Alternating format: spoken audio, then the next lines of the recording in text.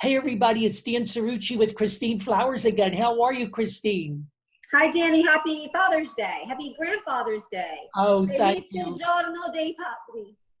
Thank you, and happy Father's Day to you. I know you have wonderful, wonderful memories of your dad, who I knew, who was an extraordinary man. And I know, Christine, that you cherish these memories of a really strong, loving father. I do, and I brought this picture. This is my first Holy Communion picture. I'm very depressed, it looks like, in the picture, but that's my dad next to me. And this is just an example of our, sort of like a snapshot of our relationship.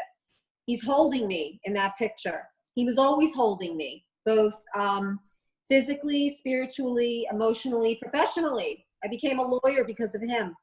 And I realized, even though I lost him when I was 20, he died when he was 43, I had him for a huge chunk of my life and the formative years. And I think that that's incredibly important for a child to have that example of a strong male figure.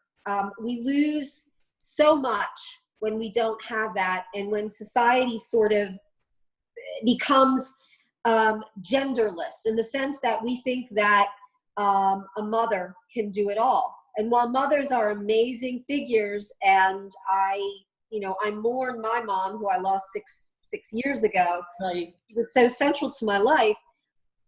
She couldn't be my father. No. I mean, there's something very specific and special and unique about the male perspective.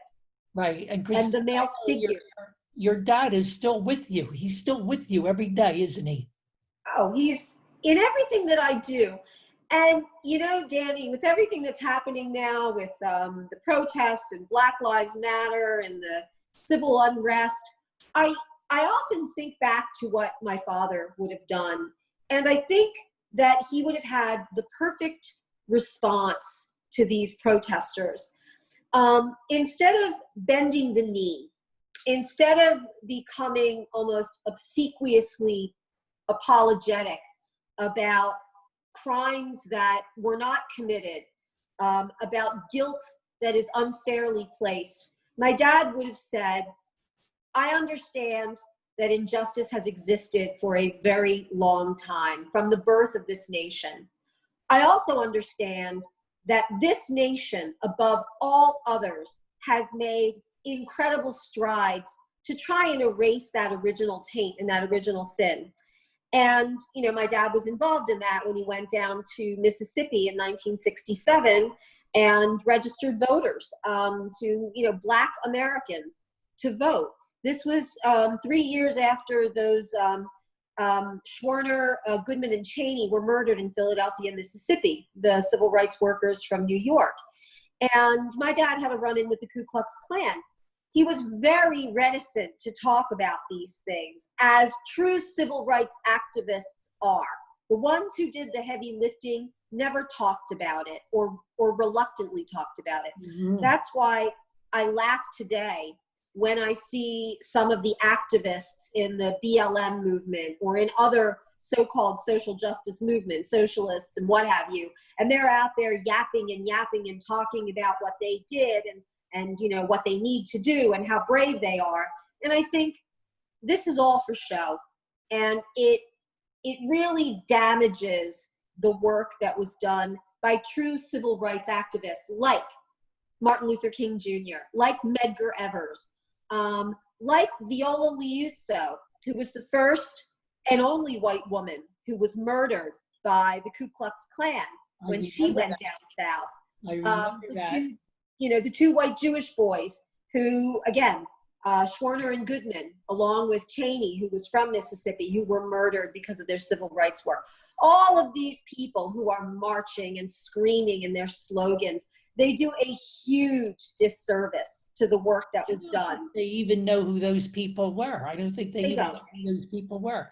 But Christine, some famous Black writers and authors who happen to be more conservative, so you never see them on TV or hear them on radio. People like Shelby Steele, and Thomas Sowell, all right? And someone that you do hear, the commentator Larry Elder, okay? And people Yes. like that, they have said that Black people have to do this for themselves. It cannot be done for them. They have to lift themselves up. They have to begin to change their plight, and they have to do it in meaningful, everyday ways. Let's just take one example because it's Father's Day. Look at the latest figures we have, which is 2018, okay? Mm-hmm. The number of white children living without a father in a female-headed household, 24%, about 1 out of every 4. The number of Hispanic children, okay, about 40%. All right. The number of Black children living in a home without a father present, more than 2 out of every 3, 65%. My God. 5%. Okay. Black people make up 13% of the population. They're committing 52% of the homicides. Yeah. Okay? 93% of the victims are Black. I know. Among all violent crime, they make up 13% of the population. They're committing 38% of all violent crime. And Now, where are the marches? Where are the we have the marches against the police, and the relatively rare circumstance where a white police officer kills a Black, a Black individual. Where are the marches in the streets, in the cities, calling to some kind of reckoning the Black community, which is being preyed upon by, as you said, the vast majority of Black individuals who are being killed by other Black individuals, and don't blame it on poverty. Mostly young Black men who have grown up in homes without a father. Exactly. Young Black men who have grown up in homes without a father. Right. Why aren't the leaders of the Black community demanding, okay, to address issues like homes without a father, demanding to address issues like crime in the Black community, particularly Black on Black crime, which makes up over 90% of it, demanding to address issues like school choice so that Black children can attend a good school, okay, and get a good education that will put them on an equal footing. Why aren't people like Al Sharpton talking about these things? Because it's not politically advantageous from the major media. It's not politically advantageous for them. There have been movements, the Million Man March. There have been significant movements on the part of certain groups in the African American community who do understand that the lack of male role models is causing absolute havoc. But when you do that, when you have these figures who are speaking out, they are attacked as being Uncle Toms, they're attacked as being self-haters, they're attacked as blaming the victim. And let me say one thing. Unfortunately, his legacy has been destroyed, most likely because of his own conduct.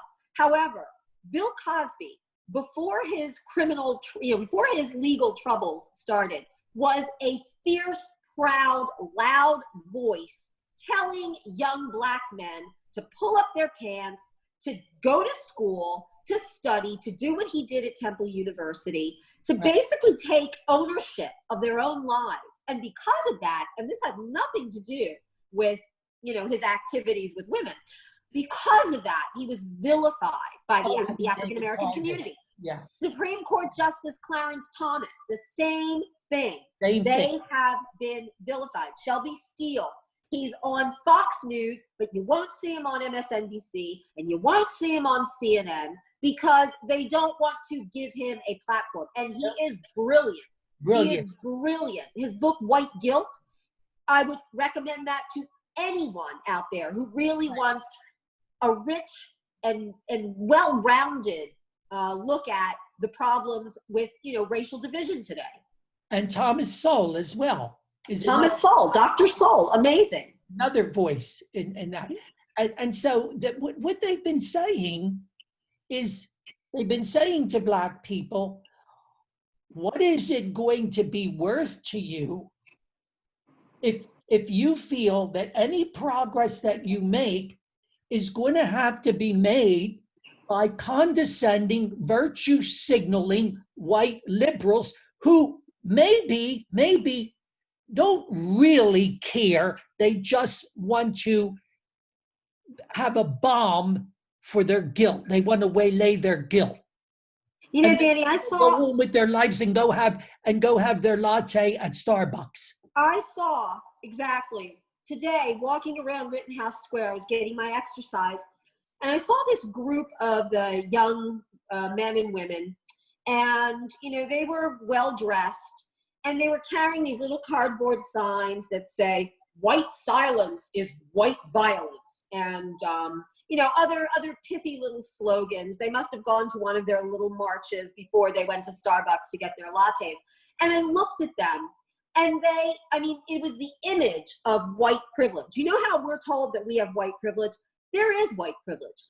The white privilege is of the young millennial who can, in their free time, be engaged in protest and then go home to the house that mommy and daddy paid for, the apartment that mommy and daddy are paying their rent for, go to school and study because mommy and daddy are paying their tuition, and they can assuage their whatever sense of misplaced guilt by going out and with crayon writing on a cardboard, sign saying, "Oh, mea culpa, mea culpa, mea maxima culpa." Yeah. I do not have culpa. I do not feel any guilt for what was done. My father risked his life. My father almost died. And so did many others. Yeah, and I marched for civil rights too. Yes, you did. I was in the streets in Chicago in 1968. Okay, yeah. Marching for justice at the Democratic National Convention. Right. And you weren't out there holding up signs about how great you were. You didn't want thanks from people. Yeah. You did it because you thought it was the right thing to do, not because it's some trendy hashtag. No, I did it because I believed in it. But I do want to say something, and I think it's important for us to say this, Christine. What we saw with the murder of George Floyd, the 8.5 or 8 minutes and 40 seconds, or however long it was, over 8 minutes, 46 seconds. Okay. Was absolutely horrific. It was a murder by torture. It was apparently deliberate, perhaps preconceived. Yeah. Okay? Perhaps preconceived. It was anguishing. It was disgusting. It was inexcusable. And all of us are outraged by it. I don't know a person who isn't outraged by it or doesn't feel heartache over it. Okay, I think it's important. Of course it is. And there's a false, it's almost like the false argument is that, well, if you question BLM, if you question the motives of some of the protesters today, you therefore, ergo, you support the police officers who murdered George Floyd. You can't, there's no nuance there. Either you fully support these protests in the form that they're taking place right now, or you are part of the racist, white, nationalist problem that is happy that George Floyd is dead. And that is so counterintuitive and so counterintellectual. It is obvious to anyone with a heart, soul, conscience, brain, eyes, that George Floyd was murdered. And I certainly hope that Derek Chauvin is convicted. I think he should have been convicted. I think he should have been charged with first-degree murder. I mean, deliberate murder of that man. He was pressing his knee into the man's neck, He killed him. And no one, no decent human being denies that. And if they do, then they are racist, blind creatures who, who really shouldn't be engaged in conversation. Yeah. But that doesn't mean that we have to accept all of the nonsense that's going on under the umbrella of civil rights protests. We can understand the anger. Because we can understand the anger, we don't have to accept the burning, the looting, the destruction, the tearing down of statues, the destruction of businesses and business districts, okay? The violence, there's been violence against the police, violence against innocent people. Doesn't mean we have to accept any of that. This is lawlessness. It's not a zero-sum game. But I will say, I can understand the special circumstances of Black people and their situation in this country going all the way back to slavery. And I can certainly understand the pent-up anger and even resentment. I mean, I have some understanding of that, having studied history and so forth.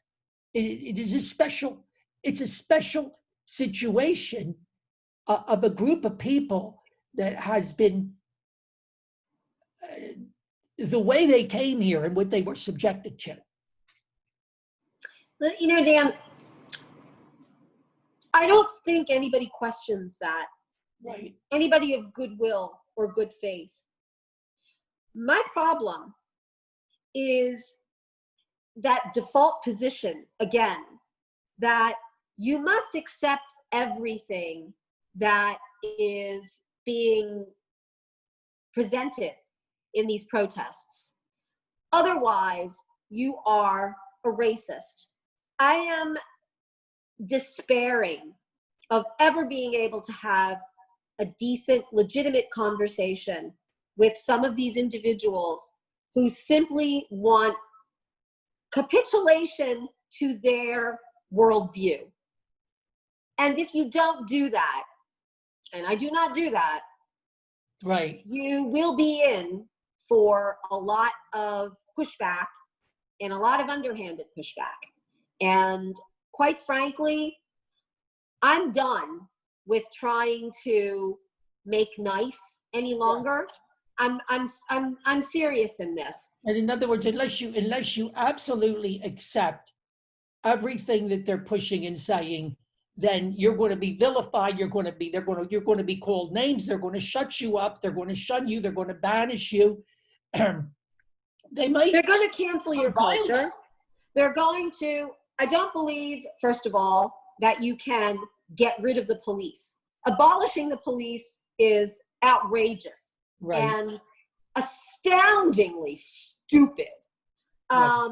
Setting up a zone in an American city, Seattle, and taking possession of that perimeter and property and saying, we are a separate entity, and allowing that to happen is astoundingly, it's irrational and it's craziness. It's an insurrection. Exactly. Allowing people to use threats, terroristic threats, to have statues pulled down and murals painted over. Because we know that the reason that the mural of Frank Rizzo at the Italian market was taken down was not because those people at the market had any, sense of concern for the LGBTQ community or the African American community. They were cowards. Because, and understandably so, they were afraid of getting their property torched. They were afraid of vandalism. And so they capitulated to that and they brought that mural down. What angers me now, and I am angry, is the fact that it is an Orwellian silencing of any dissent. If you do not agree, you will lose your job as the editor of the Inquirer. If you do not agree, you will be forced to resign as opinion editor of the New York Times. If you do not agree, you will lose your job as a Ritz server with the city of Philadelphia. If you do not agree, you will be a police captain in South Philadelphia who was reassigned to the Northeast after 42 years of service. So basically, it's a purging. It's a purging. It is a purging. It is a Stalinistic purge. Now, Andrew Sullivan wrote a fabulous column in New York Magazine. I commend it to everyone. And it was directed to traditional liberals. And the title of the column was, "Is There Still Room for Debate?" And he said to traditional liberals, and really to the entire liberal progressive community, such as it is, he said to them, this is not traditional liberalism, okay? Right. This is suppression, this is censorship, this is silencing. This is not what we should be believing in, and you are snuffing out debate. He called them on it, and he called them very strongly. And this man is a liberal. He was brilliant. I saw him on Bill Maher, and actually, he interestingly enough, he's a conservative in several aspects. He wrote a great book called what is it, The Conscience of a Conservative or The Soul of a Conservative? Conscience of a Conservative, I think, was William F. Buckley. But Sullivan, and he's gay, he's socially liberal, but he has a very strong grounding in classical liberalism, which is today's conservatism, which means you have to allow all voices to be heard, even if you disagree with them. Even if, the whole thing of some people say, well, tolerance for intolerance is not good. Who gets to decide what is intolerant? You need the open marketplace of ideas, which is what Sullivan was saying. And he also, he was on Bill Maher on Friday night. So people get HBO and they get the, Real Time with Bill Maher. Look at that episode because he was brilliant. He was not debating, but he was having a conversation with Bill and Malcolm Nance, who is local from Philadelphia. And that's what Sullivan was saying. He was saying you cannot have these purges. It is like Lenin going out and looking for his Trotsky. They are trying to silence any debate. My column in the Delco Times today was about how people are going around with their cell phones, filming other people, and then uploading, filming people who are doing things that they don't like, and then uploading those films to try and get people fired, to try and get them shamed. And it is, having myself been the target of, a vile slander campaign on several different sites, including this one site called southphilly.com. It's on Facebook. They doctored things up and, or they reposted doctored pictures of me giving the Nazi salute and things like that. When you see that happening, you realize those people who are doing this, they don't have strong arguments. And so they need to use the tactic of intimidation, shutting down, silencing, censoring. And that is what I see with much of these protests right now. And it is antithetical to everything that Martin Luther King Jr., Medgar Evers, my dad, all of the three boys in Philadelphia, Mississippi, Viola Liuzzo, Thurgood Marshall, okay? All of the great writers, Lorraine Hansberry, every single person who's been out there. This is antithetical to what they stood for.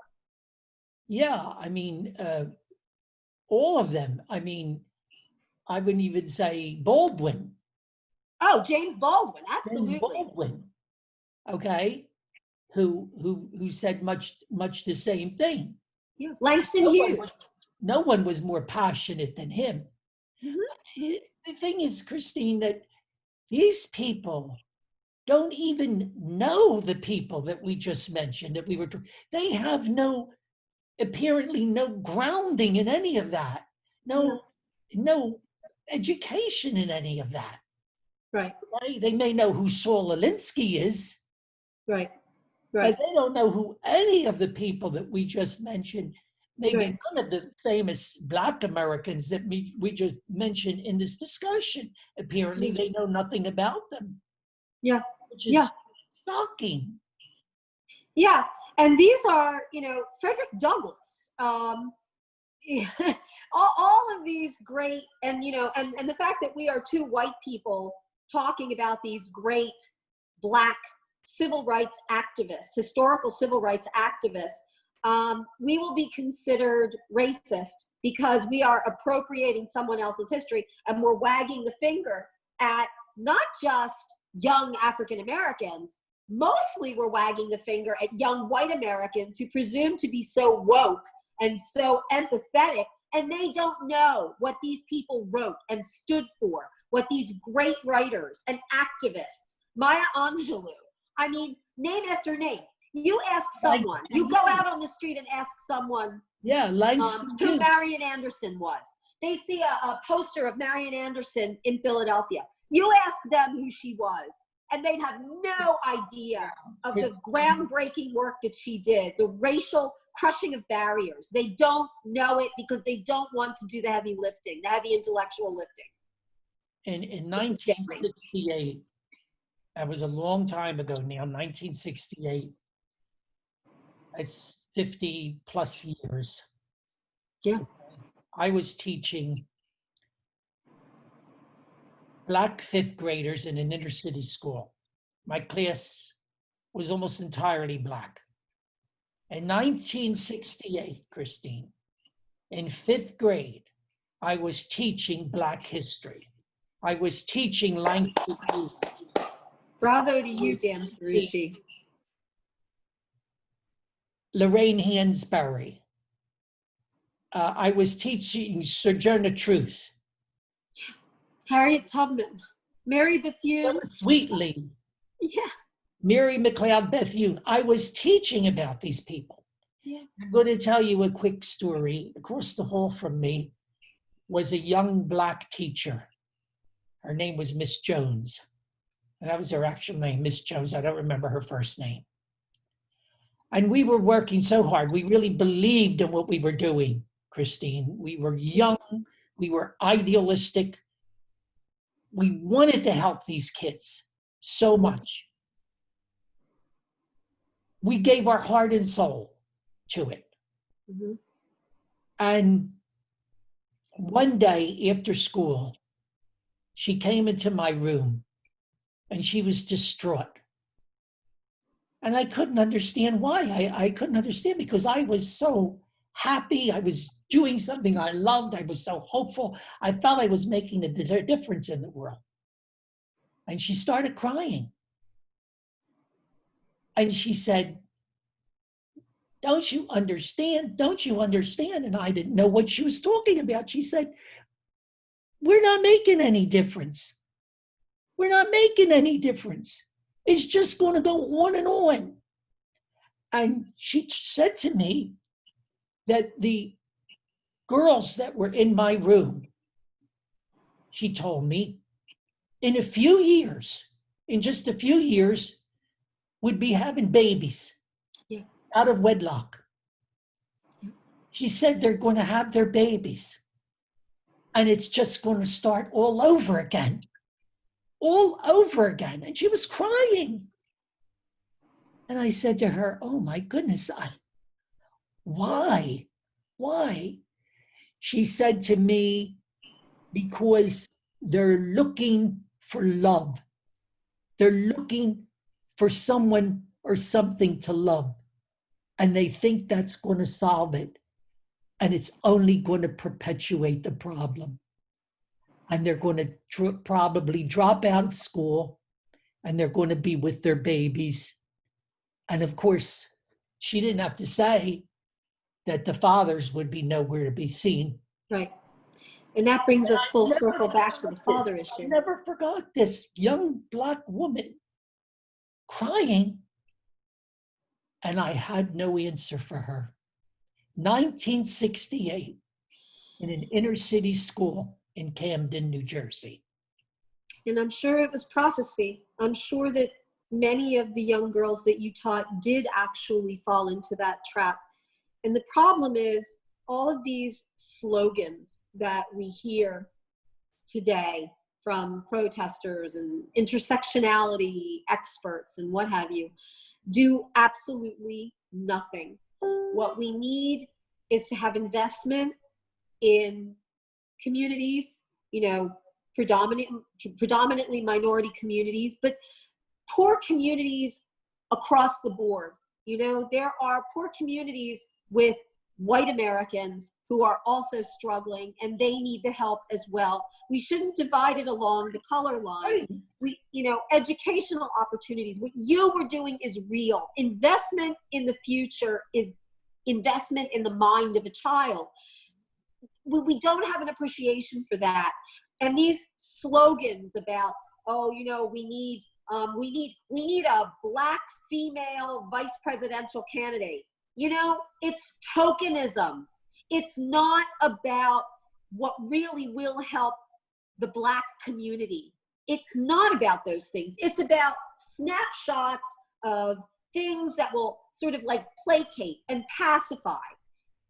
And it's And about I blame the white community, the majority white community, for doing this. For the idiot CEO of Chick-fil-A, Dan Cirucci, who I used to admire, says that white people should get down on their knees and beg forgiveness and shine the shoes of Black people. He literally said this.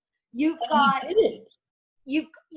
corporation after corporation after corporation. You go online and the first thing that pops up is, we care about our Black customers. I'm like, it is all, it's symbolism. You know, it has no true value. It is the easiest thing that you can do. Virtue The real hard work is what you did, teaching.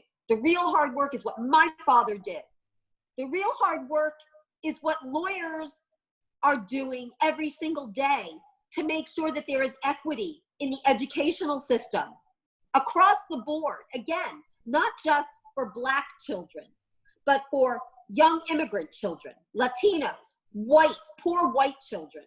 It angers me, and you can hear it in my voice. I get so darn angry because of what I see as pandering. And it goes on, and it goes on, and it goes on, and it goes on, and it goes on. And there are very few people who are willing to call it out. You call it out. Very few people will call it out because they're afraid. I can't tell you how many people have emailed me and said, you go, girl, Christine. We're really glad you're talking about these things. Thank you. I can't say it. And I'm like, say it. Unless you say it, we'll be nowhere. If you're just sending emails saying, oh, thank you for being brave. One voice, two voices, three voices do nothing. It's so frustrating. I know, Christine. I know. I didn't know the conversation was going to go this way, but we have passione. We're passionate people, and we're passionate citizens. And I hope other citizens will look at us, whether they agree with us or not, and understand that we care deeply. We're well intended. We're not, I don't want to pit people against one another. You said something very important when you talked about all poor people, and certainly studies, sociological and demographic studies show that this is certainly not limited to one race of people. Right. And when you get, a lot of it is class-based, it's income-based. Oh, yeah. Okay. Yeah. Right across the board. It's economics. It's economics. Right. I mean, obviously race plays into that, and race has always played into that because of, you know, slavery and then redlining and, you know, Jim Crow. You can't get away from that. When you start out with, you know, on the 10 to 1,500 yards behind the next person, you're always going to be behind. So you do need to recognize and acknowledge that African Americans, that Black people, that have always suffered from institution, and there is institutional racism. You can't deny that. But by the same token, you cannot simply use that as an excuse for failure, as an excuse for the lack of cohesiveness in in families, the lack of Black fathers stepping up and being there, the lack of so many different things that have caused the problems and the cavities in the African American community. The other thing is, when we talk about this, people will be upset because they will say that if you're talking about, white communities that are having problems or immigrant communities that are having problems, and you're not focusing directly on the Black communities, then you really don't care about the African American community. It's like when you say all lives matter, people get very angry because they say that that's a deflection from the problems that the Black community is experiencing. But unless you include everyone in the problem, you are not going to have everyone supporting the solution. You cannot try and shame people and guilt people into wanting to help to alleviate the problem. I read a column this morning from a columnist for Philadelphia Magazine named Ernest Owens, African American, and he basically said, okay, white people, yeah, do the things, help us, but don't feel that you're anything special. Don't take pride in helping us out. Do the work. You have to do the work. You owe us this, but don't feel good about yourselves. And I read that and I said, you know what? That's racist. That's divisive. That's someone saying, I don't want to acknowledge that we are all children of God and that we're all in this together. So I say all lives matter, and I get a heck of a lot of pushback because of it. But if I don't say all lives matter, then I'm basically saying my life doesn't matter. Your life doesn't matter. My beloved family's life doesn't matter. The children I taught don't matter. The immigrants I represent don't matter. And the unborn lives that are my primary concern don't matter. I know I know you feel strongly about this, and I certainly buy into that. I mean, and this is certainly something that is very important to our own Catholic heritage and Catholic belief, the fact that all lives matter. But I'm coming up on the time limit for this Zoom, which only goes 40 minutes. So we're going to have to wind it up. But Christine, this was a fantastic discussion. Thank you so much. I love you, Dan, and you're like my therapist. My God, you got me to say things that I don't even say normally. But I think, you know why? Because I think, we're simpatico, and we really do want the same things. And, there are some people that we know on both sides of the philosophical divide who are in this just for the politics of it or their own self-advancement. That's not what this is. I'm almost to the point of tears right now with what's happening because I speak 4 languages fluently, and apparently I can't speak the language that people understand to get this simple message across. We are all children of God. We are all invested in this community, in the future of our children, and it doesn't matter what color or race they are. If we don't give a damn about them, we might as well just pack it in. I know it certainly doesn't matter to you, and I know you've lived it through your clients and the people that you've represented and that you've brought into citizenship and the work you've done, and certainly the whole background which you were brought up with, the example that was set by your father, and all of the values that are imbued in you. So I understand that. I certainly understand that, Christine. And I think we've all got to keep the faith. We've got to keep the faith. And we're telling everyone who's listening and watching, keep the faith, pray for our country. We never mentioned politics here tonight. We didn't mention a single party or candidate. It was never mentioned. We're talking about our country and its future, and we're praying for it, right? Yes, we are, Danny. Yes, we are, Danilo. Okay. Great chatting with you as always. I love you. Happy Father's Day. Thank you. Hug those babies. Bye. Bye-bye. Night night. Mwah. Night night. Bye.